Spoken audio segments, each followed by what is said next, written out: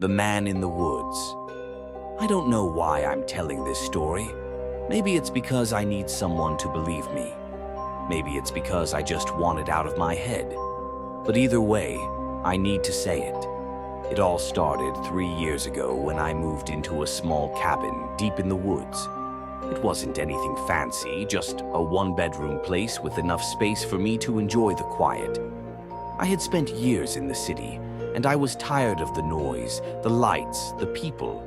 I wanted solitude. For the first few months, it was everything I had hoped for. The fresh air, the sound of the wind rustling through the trees, the stillness of the nights. But then, things started happening. It was small at first. I'd wake up to find my front door unlocked, even though I was sure I had locked it before bed. A chair in my living room would be slightly moved, my kitchen window left open when I never touched it. I chalked it up to my own forgetfulness. Living alone does that to you. You start second-guessing everything. Then, one night, I heard it.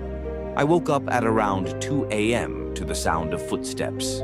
Not outside, not on the porch, but inside my house.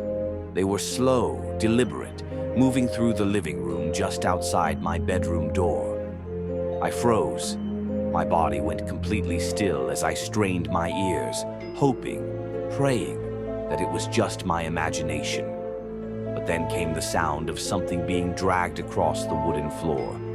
I reached for my phone, but my hands were shaking so bad I could barely hold it. I knew I needed to move. I needed to get out of there, but I couldn't force myself to do it. My mind was screaming at me to run, but my body wouldn't listen. And then, the footsteps stopped, right outside my bedroom door. I held my breath. I could feel my heartbeat slamming against my ribs. There was a long, horrible silence. And then, a whisper, a voice so faint I almost didn't hear it. But I did. You shouldn't be here. That was enough. I jumped out of bed, grabbed the baseball bat I kept under my nightstand, and threw open the door. But there was no one there. The house was empty. The only sound was my own panicked breathing. I didn't sleep that night, or the next. Over the next few days, I found footprints in the dirt outside my house. They led from the tree line straight to my bedroom window. The scariest part? They never led back. Whoever or whatever had been watching me had never left. I moved out a week later.